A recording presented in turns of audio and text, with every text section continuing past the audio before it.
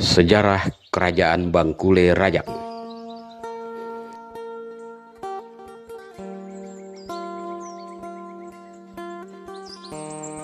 Dalam literatur kuno, Bangkule Rajang disebut Bakulapura, yang artinya negara di Tanjung. Menurut buku Nagara Kretagama karangan Empu Tantular, Bakulapura ditaklukkan Singasari pada masa Raja Kertanegara dan menjadi salah satu provinsi Singasari di luar Jawa. Bakulapura didirikan pada tahun 1220 oleh Ramaga, putra Nyi Urgading dengan Balo Tanang dari negeri Bawang. Ramaga pernah tersingkirkan oleh pemberontakan Sule Sampayangan Bakuning Bayar, seorang pemimpin dari negeri Perak atau Selangor, serta Ure Nyabuk Bakute Alo, seorang pemimpin besar dari negeri Saribas. Namun pemberontakan itu berhasil dipadamkan oleh Udana, putra Domong Karohok dan Dayak Dinar.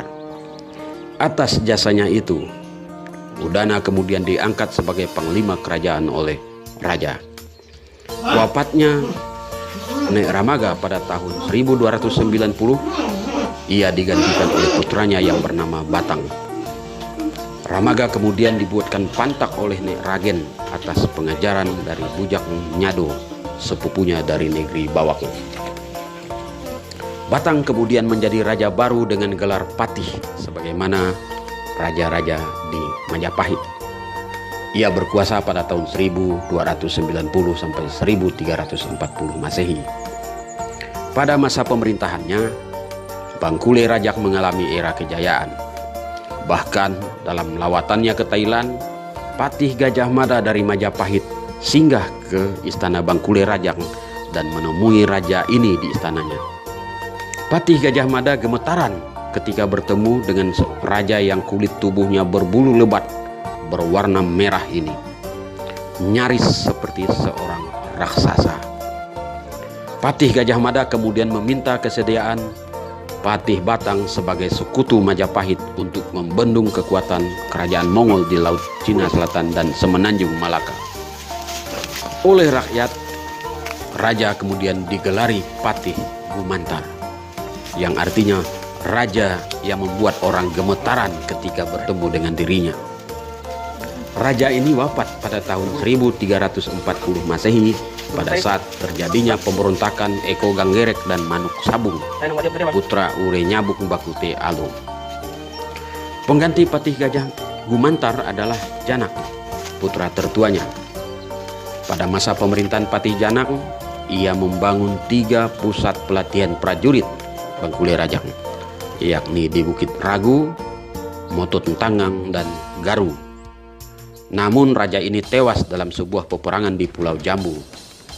Sekarang pulau ini dikenal dengan Pulau Tayan di Kabupaten Sanggau dengan prajurit kerajaan Majapahit.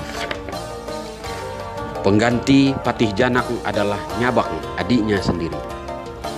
Nyabak membangun aliansi baru dengan negeri Uruai yang sekarang disebut Kabupaten Ketapang, dan Nyabak kemudian melanjutkan peperangan dengan Majapahit. Namun ia dikalahkan pasukan kerajaan Landak, sekutu Majapahit di hulu Sungai Landak. Pengganti Patih Nyabak adalah Satinggi, putra Patih Janak yang bergelar Patih Patinggi. Pada masanya, Patih Patinggi dengan ketepatan Pamat Kalimantan.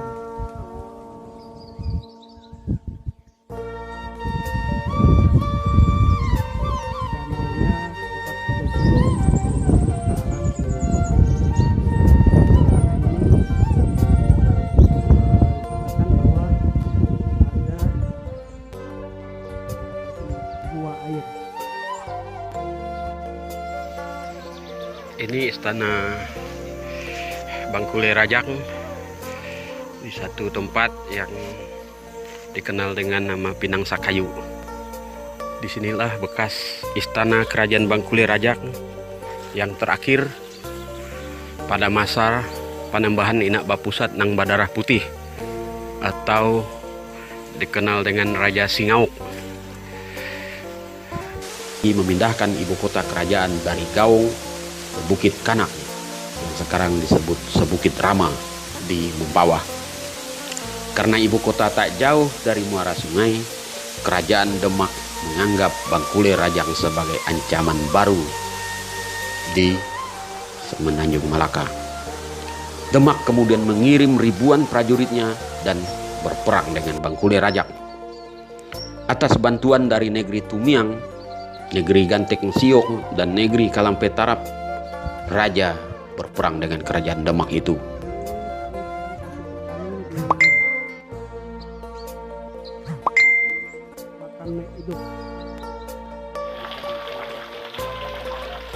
Ini gua Pak Ilmu.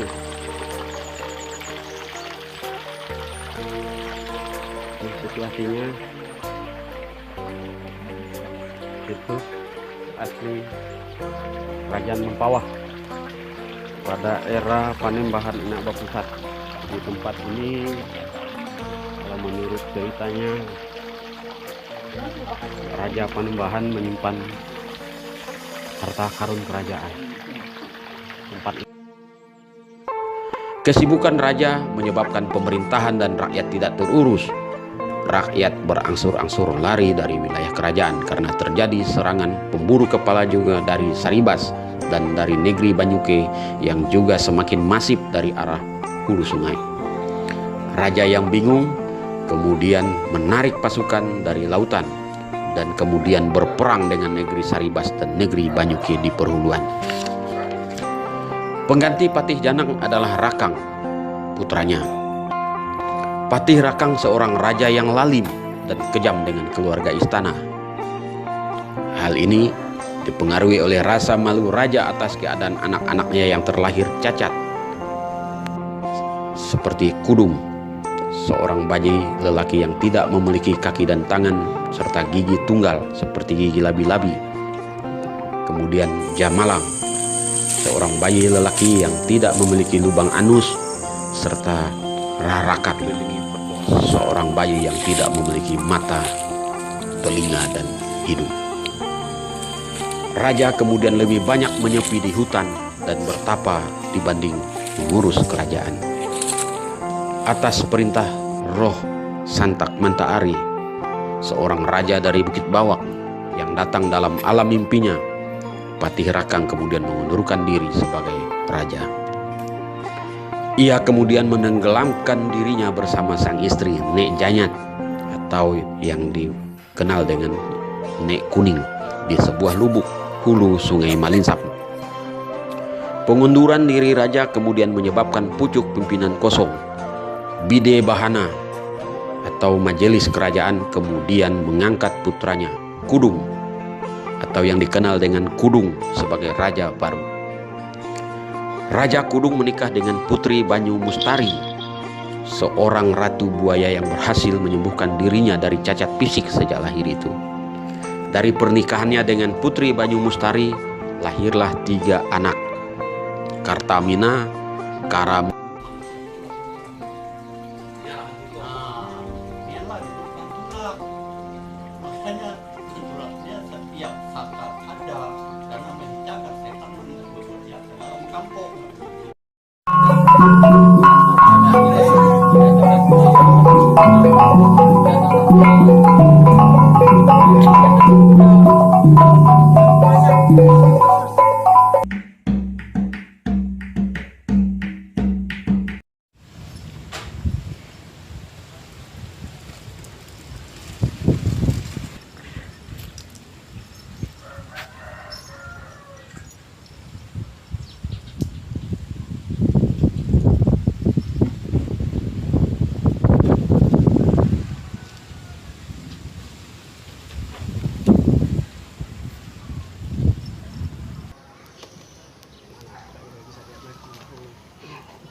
galak tukangnya aku. Nah jadi dari mana mungkin lalu ngelawan kita kok bagi raja. Oh, kesamaan kekuasaan. Karamuna dan Karamuning. Semua anak-anaknya ini berwujud buaya. Raja Kudung juga menikahi putra Bakelim atau putri Berkelim dari negeri Labai Lawai, seorang putri dari Domong Nujuh, seorang raja Labai Lawai. Oleh Raja Labai dikirim mengawal putrinya ini seorang panglima bernama Mamban yang bergelar Gagak Hitam. Dari pernikahannya lahirlah Putri Dararode. Dari pernikahan Putri Dararode dengan Maniamas yang berwujud sebilah keris yang ditemukan oleh Nek Sayu, seorang pemimpin di daerah kawasan Pegunungan Sadaniang, lahirlah si Ngauk. Ngauk ini artinya hardik atau menghardik, seorang bayi yang tidak memiliki pusat atau pusar dan berdarah putih. Raja Kudung kemudian mengundurkan diri sebagai raja dan ia digantikan oleh adiknya yang bernama Rarak atau dikenal dengan Nek Katukong Aji. Setelah si Ngauk dewasa, maka Nek Katukong Aji menyerahkan kekuasaannya sebagai raja. Si Ngauk kemudian dikenal dengan Raja Si Ngauk atau Sengkubu yang bergelar Panembahan Inak Bapusat Nang Badarah Putih. Raja ini menikahi Putri Cermin, seorang putri dari Raja Kahar dari negeri Batu Rijal, Indragiri. Dari pernikahannya ini lahirlah Dayang Panyusah atau dikenal dengan Putri Indrawati yang setelah dewasa menikah dengan Raja Matan, Sultan Muhammad Zainuddin. Panembahan Inak Bapusat Nang Badarah Putih berkuasa hingga tahun 1730 dan meninggalkan istananya karena peperangan yang tak terhentikan. Atas nasihat Nek Mantok, Temenggung Benua Gado, ia kemudian mengembara ke daerah Meliau menemui saudaranya yang bernama Cakar atau Nek Rama. Di tempat baru itu, ia kemudian menikah lagi dengan gadis setempat yang bernama Indang atau kemudian lebih dikenal dengan Nek Bindang hingga kematiannya. Sejak Panembahan Inak Bapusat Nang Badarah Putih meninggalkan istana di Pinang Sakayu, maka oleh cucunya Opu Daeng Menambun yang kemudian mengangkat dirinya menjadi raja yang bergelar Pangeran Mas Suryanegara, kemudian memindahkan pusat kerajaan ke Sebukit Rama atau yang sekarang ini dikenal dengan Sebukit Rama hingga hari ini.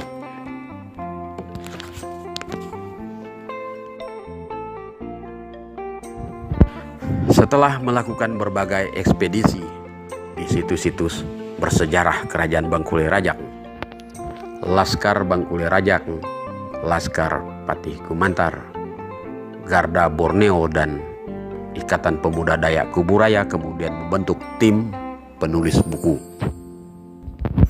Hasil dari wawancara dengan para tetua adat yang tahu tentang sejarah keberadaan Bangkulai Rajak,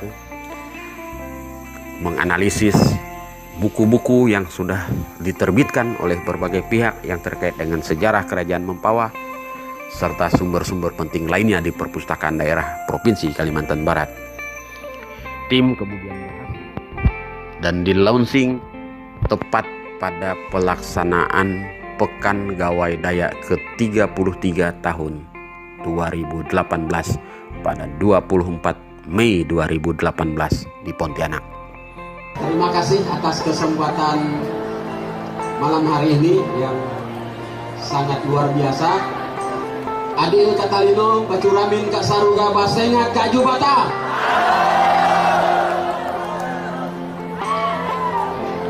Pada malam hari ini kami dari Laskar Patih Gumantar dan Laskar Bangkulai Rajak akan mengumumkan kepada kita semua bahwa kami telah menulis dan menerbitkan satu buku tentang sejarah tradisional Dayak di Kalimantan Barat. Hidup Dayak! Hidup Dayak! Ini buku pertama kalinya di Kalimantan Barat yang mengupas tuntas sebuah kerajaan Dayak. Kalau selama ini kita orang Dayak dianggap hanya sebagai peramu hutan, selama ini hanya dianggap sebagai petani, selama ini hanya dianggap sebagai prajurit perang yang kerjaannya berburu dan berburu kepala, selama ini hanya dianggap sebagai panglima perang. Faktanya adalah bahwa orang Dayak itu pernah menjadi raja. Hidup Dayak! Jadi kami sangat berbangga bisa mempersembahkan buku catatan sejarah ini. Ini catatan sejarah tradisional tentang Borneo, menyambung dari teman-teman di penampilan sebelumnya tentang Borneo History. Kalau ini tradisional history of Dayak. Kerajaan Bangkule Rajak ini adalah cikal bakal kerajaan Mempawah di Kalimantan Barat. Cikal bakal kerajaan Mempawah yang kadang-kadang disebut kerajaan Mempawah kuno. Pada buku ini juga digambarkan tentang perjalanan sebuah suku bangsa yang bernama bangsa Kanayat. Suku Dayak Kanayat. Ini kerajaan Dayak Kanayat yang berasal dari sebuah bukit yang sekarang berada di Kabupaten Bangkayang yang dikenal dengan Kabupaten Bukit Bawah.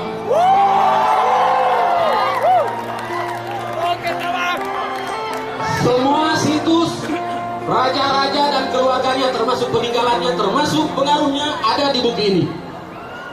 Jadi itulah sebabnya pada kesempatan Pekan Gawai Dayak yang ke-33 ini kami mempersembahkan buku ini, dan kami ikut berpartisipasi dalam display budaya Dayak untuk pertama kalinya dan memperkenalkan kostum Bangkule Rajak. Pertama-tama sebelum kami lanjut, kami mengucapkan banyak terima kasih kepada teman-teman dari Pasukan Merah Bangkule Rajak. Ada Pasukan Merah Bangkule Rajak? Terima kasih. Kalian telah mengembalikan peradaban bangsa Dayak Kanayat. Yang terutama kami persembahkan ribuan yang terima kasih kepada Bapak Presiden Majelis Adat Dayak Nasional, Bapak Dr. Andes Cornelis MH, yang telah mendukung, menyumbangkan ide-ide dan semuanya demi terlaksananya buku ini. Juga kami sampaikan terima kasih yang tak terhingga kepada Panglima Jila. Kenal Panglima Jila? Baik, pada kesempatan ini kami ucapkan terima kasih kepada beliau yang selama ini berjuang untuk mengembalikan peradaban kerajaan Bangkule Rajak.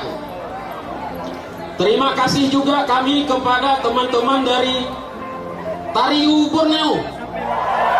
Hidup Tariu Borneo. Terima kasih. Berikutnya kami sampaikan kepada teman-teman dari Garda Borneo. Terima kasih kami sampaikan kepada teman-teman dari Ikatan Pemuda Dayak Kubu Raya. Kepada Ikatan Pemuda Dayak Mempawah. Juga kepada Komunitas Poar Kabupaten Landak.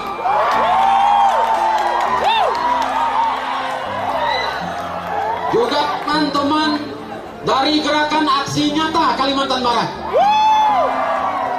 Dan terakhir kami ucapkan kepada teman-teman di Sekretariat Bersama Kesenian Daerah Kesenian Dayak Kalimantan Barat yang telah mensupport penerbitan buku ini. Buku ini berisi cukup banyak tentang sejarah Kerajaan Bangkulai Rajak. Kalau selama Pekan Gawai Dayak yang ke-33 ini kawan-kawan pernah mendengar tentang Bangkulai Rajak, baik ketika display budaya, atraksi-atraksi maupun penampilan-penampilan dalam berbagai perlombaan, maka cukup lengkap rasanya bagi teman-teman untuk mendapatkan buku ini. Di buku ini cukup lengkap, termasuk dari sisi pakaian dan atribut-atribut yang lain. Buku ini diterbitkan oleh 3 organisasi, teman-teman. Jadi ada Laskar Patih Gumantar, ada Laskar Bangkulai Rajak, ada Ikatan Pemuda Dayak Kuburaya, dan yang terakhir kepada DPP Garda Borneo Kalimantan Barat. Jadi kami ingin menyampaikan kepada teman-teman bahwa Laskar yang bertugas kepada pengamanan Pekan Gawai Dayak ini bukan sekedar Laskar, tapi kami ingin menunjukkan bahwa Laskar juga bisa menulis. Orang Dayak harus belajar menulis. Oleh karena itu kami mengucapkan banyak sekali terima kasih kepada teman-teman dari Lembaga Literasi Dayak di Jakarta yang menerbitkan buku ini. Buku ini bisa teman-teman dapatkan di stand Ikatan Pemuda Dayak Kuburaya di area Pekan Gawai Dayak ini, dan di stand Garda Borneo. Silakan nanti teman-teman kunjungi di sana untuk mendapatkan buku ini. Harganya mahal. Harganya mahal. Karena kenapa mahal? Sejarah Kerajaan Bangkulai Rajak ini sudah tenggelam hampir 500 tahun, teman-teman. Hampir 500 tahun tenggelam kerajaan ini. Sementara peninggalan-peninggalannya dan pengaruhnya masih dapat kita temui sampai hari ini. Oleh karena itu, kami patut berbangga pada malam hari ini bisa mempersembahkan buku ini, dan kepada teman-teman yang mendukung upaya-upaya dalam mengembangkan, dalam mengembalikan peradaban bangsa Dayak Kanayat di Kalimantan Barat. Baik, teman-teman, kami ingin menjelaskan tentang kain yang kami pakai. Bendera Bangkulai Rajak berwarna hitam, kuning, dan merah. Hitam melambangkan perjuangan untuk kehidupan yang lebih baik. Kita berjuang untuk hidup. Kuning melambangkan keagungan. Keagungan kepada Tuhan dan yang di atas. Sementara merah berarti keberanian. Kita harus berani untuk hidup dan menghormati kepada Tuhan Yang Maha Esa. Ini pengertian dari bendera Bangkulai Rajak yang kami pakai sekarang ini. Bendera ini, 3 warna ini kalau digunakan seperti yang kami gunakan sekarang, ini namanya sama umbuah, atau bahasa Indonesianya selendang. Sama umbuah namanya. Kalau kemudian disimpai seperti dipakaikan ikat kepala, itu namanya tangkulas.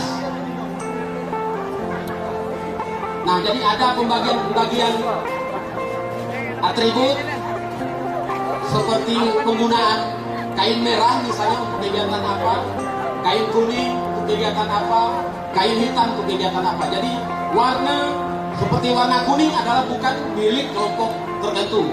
Demikian juga merah, demikian juga yang hitam. Merah, kuning, hitam itu simbol Bangkulai Rajak.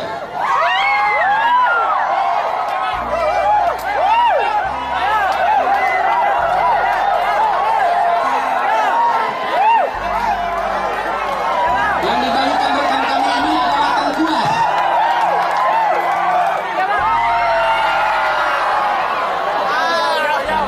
Baik, jadi bagi teman-teman, rekan-rekan kami, kaum muda Dayak di Kalimantan Barat, yang ingin mengetahui, yang ingin mendalami tentang sejarah nenek moyang, sejarah bahasa-bahasa, karena bahasa Dayak Kanayat itu bukan hanya bahasa Bahe, ada bahasa Bakati, ada bahasa Badamea, ada bahasa Bidayu, ada bahasa Banana dan sebagainya. Semua terurai di dalam buku ini. Jadi kalau teman-teman, rekan-rekan ingin mengetahui tentang sejarah bangsa Dayak Kanayat di Kalimantan Barat, teman-teman boleh memiliki buku ini. Demikian yang bisa kami sampaikan pada kesempatan yang berbahagia ini. Kami mengucapkan terima kasih kepada semua pihak yang telah mendukung sehingga buku ini bisa terbit, terutama kepada teman-teman dari Ikatan Pemuda Dayak Kuburaya yang sungguh luar biasa berjuang untuk menerbitkan buku ini. Kita sepakat bahwa kita tidak boleh melupakan sejarah. Sejarah adalah pengalaman hidup. Kita harus belajar dari sejarah, karena sejarahlah kita ada di tempat ini. Sudah ribuan tahun orang Dayak di Kalimantan. Bekan Gawai Dayak baru 33 tahun usianya. Karena apa? Kita tidak belajar tentang sejarah. Oleh karena itu pada tahun ke-33 ini, mari kita mendorong. Kami akan sangat mengapresiasi bagi teman-teman kaum muda Dayak yang ingin menulis. Kita ada komunitas penulis Dayak yang siap mendampingi bagaimana menuliskan tentang sejarah lokal, sejarah kampungnya, lain sebagainya. Nah, yang terakhir sebelum kami undur diri dari panggung ini, ingin kami sampaikan bahwa kami sangat mengapresiasi apa yang disampaikan Kak Marcelina tadi. Ke depan komitmen kami bukan hanya sejarah tentang Kerajaan Bangkule Raja, bukan hanya tentang sejarah bangsa Dayak Kanayat. Kami akan meneruskan perjuangan ini untuk Dayak-Dayak hingga di Kapuas Hulu. Karena sejarah peradaban kita jangan sampai hilang. Ingat, apapun bentuknya semua bisa hilang kalau tidak dalam bentuk buku. Kenapa kita sekarang mengenal Nabi kita dalam agama modern, dalam agama kita masing-masing? Itu semua karena buku. Semua karena buku, dan sekarang kita sudah memulainya. Terima kasih. Selamat malam. Adil Katalino, Bacuramin Kasaruga, Basengat Kajubata. Terima kasih. Adil Katalino Bacuramin Kasaruga, Basengat Kajubata. Adil Katalino Bacuramin Kasaruga, Basengat Kajubata. Saya Marcelina Mardiani Surya Masuka Sagana Kehutanan selaku Bendahara Sekber Kesda Kalimantan Barat dan juga Wakil Ketua 3 Panitia Pekan Gawai Dayak ke-33 tahun 2018. Sangat mengucapkan terima kasih kepada Bapak Yohanes Supriyadi Laon yang mau mengangkat dan menulis sejarah Dayak yang sudah dilupakan dan yang sengaja dilupakan untuk memelintir tadi yang dikatakan Bapak Yosef Odilo Undo. Segelintir orang ingin menghilangkan identitas Dayak di tanah Borneo ini. Adil Katalino Bacuramin Kasaruga, Basengat Kajubata.